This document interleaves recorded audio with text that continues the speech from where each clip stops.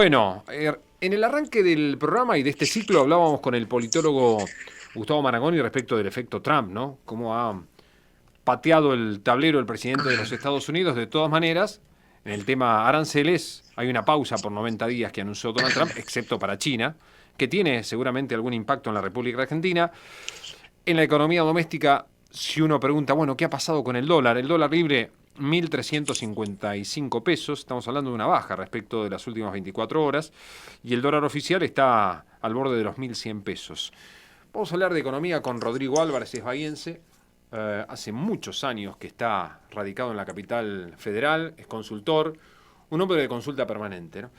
Rodrigo, gracias por estar nuevamente en la apertura de este ciclo. ¿Cómo te va?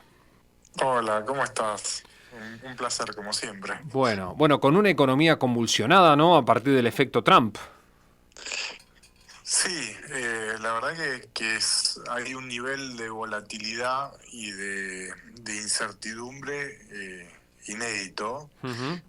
¿No? Se empieza a ver alguna, digamos, con esta decisión de posponer por 90 días digamos, dejando de lado, o los movimientos, dejando de lado la tensión con China.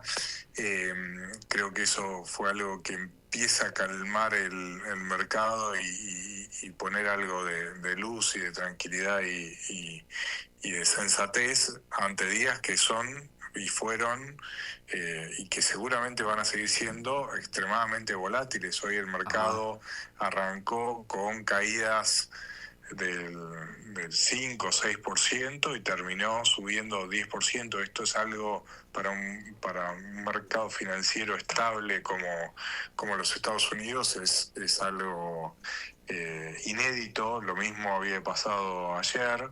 eh, y obviamente esto pone una cuota de tensión en un escenario donde, bueno, Argentina también estaba atravesando sus propias turbulencias, ¿no? Entonces potencia y magnifica todos los problemas. Mira, estaba diciendo que Apple envió 5 aviones cargados hasta arriba de iPhones desde China a India hasta Estados Unidos justo antes de que entraran en vigor los aranceles a estos países. Fíjate qué loco que estamos todos, ¿no? No, no, por eso, es un nivel, digamos, las políticas comerciales, los procesos de negociación, son procesos de muy largo plazo, de años, ¿no? La guerra de aranceles es algo que no veíamos desde los 80. Claro. eh, de hecho, la mayoría de los organismos internacionales, eh, la Organización Mundial del Comercio, fueron pensados para evitar este tipo de políticas y medidas. Eh, y es como pensar un escenario con una persona en función de la volatilidad y la lógica de una persona que se muestra totalmente impredecible, Ujú. para que obviamente yo creo que al final de la historia hay claramente una estrategia detrás de esto. Y hoy lo que se vio en el mercado es que, bueno, aislar a China Sí. como parte del problema empieza a generar alguna tranquilidad, porque genera, digamos, un espacio de negociación con el resto de los países, y los mercados empiezan a ver una lógica detrás de las decisiones de Trump. Y esto es muy importante porque atrás de eso se alinea, bueno, las perspectivas de crecimiento, los precios del petróleo, Claro. obviamente el valor de las exportaciones de un país, bueno, un sinfín de variables que venían muy, muy castigadas. Sí, sí. Bueno, y en este marco, ¿cómo ves a la economía argentina? Porque, mira, en Bahía el dato de inflación de las dos consultoras dio aproximadamente 3%, 3,05, 2,9. Es decir, se notó un incremento de la inflación en este último mes respecto de, digo, marzo comparado con febrero, que la inflación, digamos, a ver, es la cuestión central que tiene este gobierno, ¿no? El déficit fiscal y la inflación.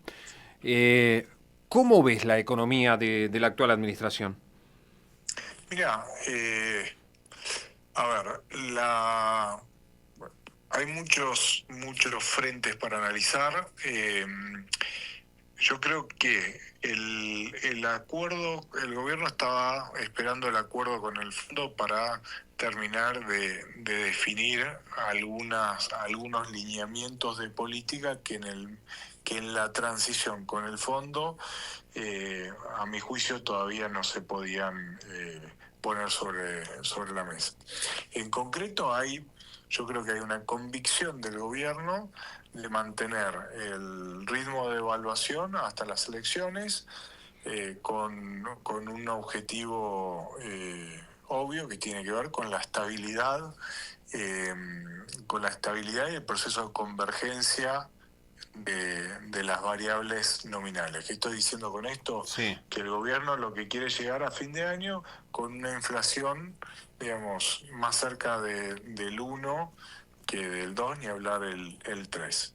Para eso, digamos, tienen que despejarse varios interrogantes que tienen que ver primero con este refuerzo del balance del Banco Central que se va a lograr a partir del acuerdo con el fondo. Este es un primer elemento que ya está sobre la mesa y que se va a alcanzar.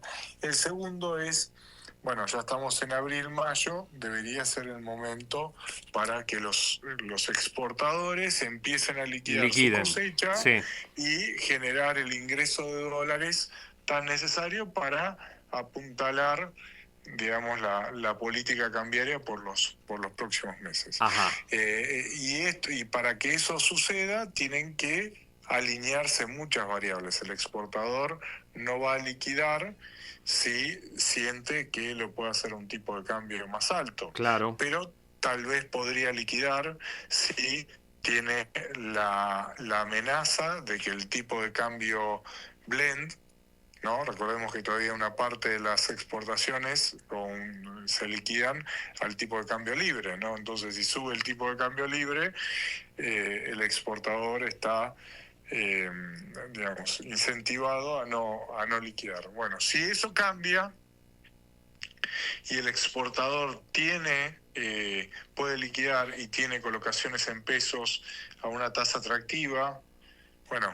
entonces cambia el incentivo. Yo Ajá. creo que todo eso va a bajar con el acuerdo con el fondo una vez que esté instrumentado, estén los dólares en el Banco Central y el gobierno tenga las manos libres para, digamos, mover toda la política económica. Es decir, Lógicamente, sí, en un contexto, y con esto, en un contexto donde es un tembladeral el el mundo, mundo, sí.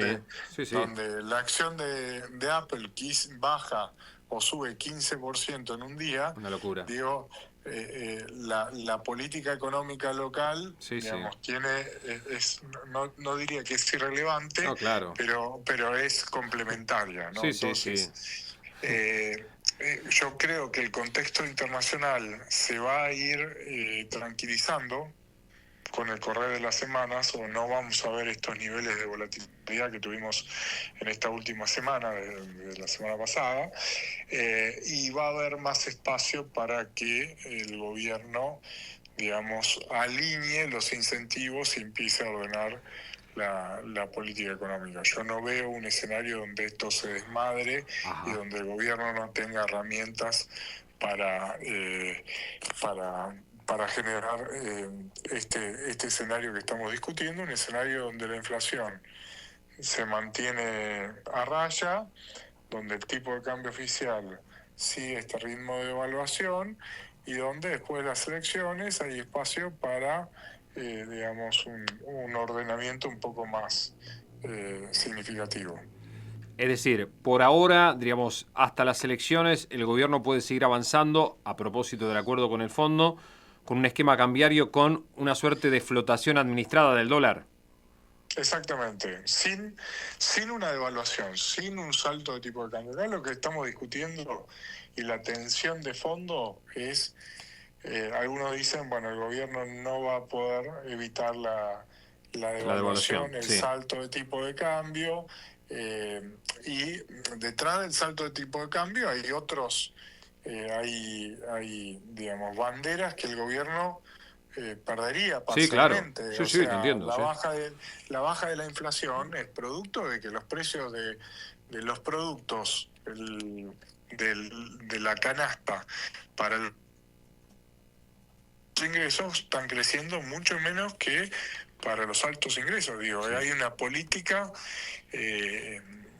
no sé si decir redistributiva, porque no lo es, pero claramente hay una política con foco en los precios básicamente de los alimentos, y eso Sí. depende del tipo de cambio oficial. Entonces, no veo incentivos para que el gobierno modifique eso, y creo que tiene herramientas para, digamos, mantenerlo en el tiempo. Para mantenerlo en el tiempo. Pero sí, después de las elecciones, y hay que ver cuál es finalmente el arreglo con el Fondo Monetario, puede haber un salto devaluatorio, eso me querés decir. Sí, después de las elecciones, pensemos por un segundo un escenario donde el gobierno llega a las elecciones, digamos, con una inflación por debajo del 2%, con una economía en recuperación, eh, con una economía recuperándose fundamentalmente a partir de una parte de los ingresos de la familia y fundamentalmente a través de un crédito, una normalización del sistema financiero, que es lo que está pasando, créditos prendarios, créditos Sí, para inversión, créditos para la vivienda. Digo, el mercado crediticio está jugando un rol muy importante, digamos, sí, claro. complementando la situación del ingreso. Bueno, entonces, digo, después de las elecciones y con una inflación convergiendo al ritmo de evaluación, el gobierno tiene más herramientas para pensar en salir de cepo sin la presión política que implica una elección en el corto plazo, digamos, y yo creo que ahí hay más margen de maniobra, ¿no? Está También bien. con una economía con otro nivel de nominalidad. Una cosa es que los precios crezcan, una perspectiva de inflación del 30%, otra es con la economía mucho más ordenada, con el Banco Central capitalizado y que con los precios crezcan al 1% mensual. Ahí yo me animo a tener digamos, un salto de tipo de cambio y un ordenamiento, una mayor alineación del tipo de cambio para empezar a ordenar un poco más el frente externo, ¿no? Hoy tenemos que pensar que todavía sigue siendo un problema de sábana corta y los niveles de pobreza siguen siendo Muy elevadísimos. elevado. Sí, es así. Rodrigo, te envío un fuerte abrazo. Gracias como siempre por atendernos, el cariño y el respeto de siempre. Y como siempre hacemos en cada nota, un abrazo grande para tu papi, ¿no? Gracias, gracias. Un abrazo enorme. Chao, Rodrigo. Gracias. Hasta cada momento. Bueno, Rodrigo Álvarez, economista bahiense radicado hace varios años en la ciudad de Buenos Aires. El papá de Rodrigo es el gran Raúl Masazo Álvarez, ¿no? Gloria de estudiante del Básquet de Bahía, ex compañero, por ejemplo, de Alberto Pedro Cabrera. Bueno, 18:41, hacemos la pausa. Círculo Rojo con Daniel Ciampicini.